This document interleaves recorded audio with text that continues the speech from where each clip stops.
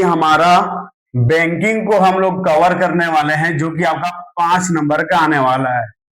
ठीक है, जिसके आपके पास दो ऑप्शंस है, या तो बैंकिंग को पढ़ो, दूसरा टैक्सेशन बोले तो कराधान को पढ़ो आप।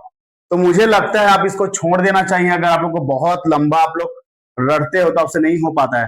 तो आते हैं बैंकिंग में। तो बैंकिंग में आते तो वहां आपको दो फॉर्मूला पढ़ने पड़ेंगे, जो कि दो ट्रिक है। एक होता है आवर्ती जमा खाता, जिसको बोलते हैं रिकरिंग, और दूसरा होता है सावधि जमा खाता, ये होता है आपका फिक्स डिपॉजिट होता है। तो बस दोनों को पढ़ लीजिए, आपका 5 नंबर फिक्स है। तो इसको पढ़ना कैसे होता है तो आपको मैं बताता हूं। इसमें आपका क्लियर होना चाहिए, पी होना चाहिए क्लियर, इसमें आपका एन होना चाहिए, इसमें आपका आर होना चाहिए।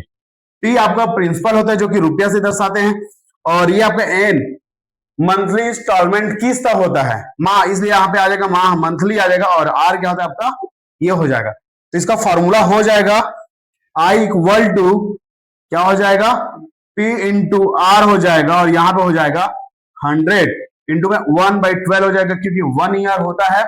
और यहां पे हो जाएगा आपका n माइनस प्लस 1, और ये हो जाएगा बाई 2। ये आपका यही फॉर्मूला है आपका। लेकिन इसमें कंडीशन दिया रहता है कि आप इतना मंथली में जमा कर रहे हो तो आपको 2 साल बाद, 3 साल बाद, 4 साल बाद कितना पैसा मिलेगा, कंडीशंस है। तो यहाँ पे कंडीशंस में दूसरा फॉर्मूला आ जाता है। कंडीशंस में क्या फॉर्मूला आ जाता है, P इंटू एन प्लस आई, ये वाला आपको कंडीशंस मिल जाता है। जो आपके इंटरेस्ट निकलता है उसको यहाँ पे आपको करना पड़ेगा। अब आते हैं सावधि जमा खाता में।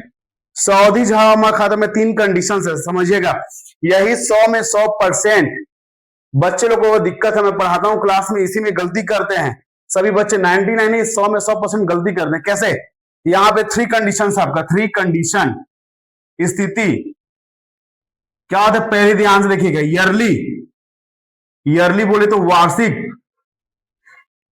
वार्षिक। दूसरा क्या होता है 6 माह, और होता है आपका 3 माह। कितना होता है 3 माह। तो यहां से हमें टेबल बनाते हैं, यहाँ पे पहला कंडीशन, दूसरा कंडीशन, तीसरा कंडीशन।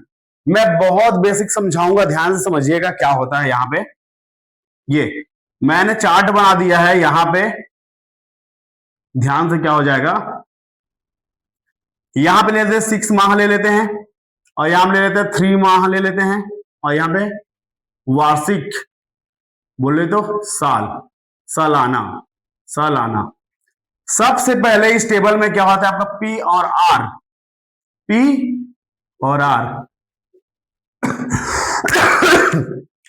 पी और आर आपका चेंज होता है।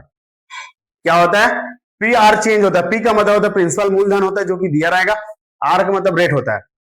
अगर वार्षिक गणना, क्वेश्चन को पढ़ना पड़ेगा, अगर वार्षिक गणना दिया जा रहा है, वार्षिक गणना बोल रहा है, तो यहां पे क्या हो जाएगा आपका नो चेंज। क्या हो जाएगा, नो चेंज। क्वेश्चन में पी दिया है वैसी रहेगा, आर दिया है वो भी आपका वैसी ही रहेगा, चेंज नहीं होगा। अब यहां देखते हैं 6 मंथ कंडीशन में देखते हैं। तो मैं आपसे पूछता हूं, एक साल में कितना होता है, 12 माह होता है। एक साल में कितने माह होता है, 12 माह।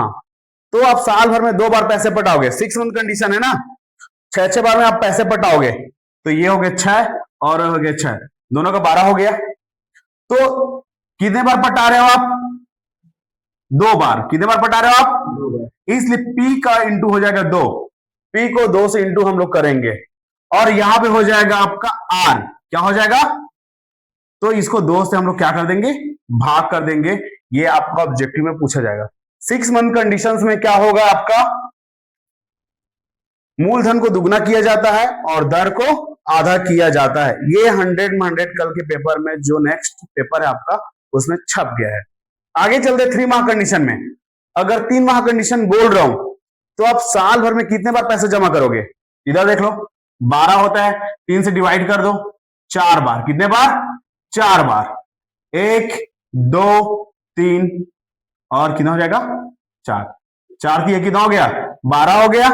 तो P में आपको 4 का गुणा करना पड़ेगा। किससे गुणा करना पड़ेगा, 4 में। और R में किसे डिवाइड करना पड़ेगा आपको, 4 से डिवाइड करना पड़ेगा। तो ये बेसिक पहले सीख जाइए, जब क्वेश्चन में सॉल्व करवाऊंगा तो आप लोग को सॉल्व करके दिखाऊंगा। अगर आपको मेरी वीडियो समझ में आ रही है, आप लोग समझ पा रहे हैं, अगर आप 10वीं के बच्चे देख रहे हैं तो लाइक शेयर कमेंट कीजिए कि ताकि मैं उसका क्वेश्चन बना सकूं। Thank you.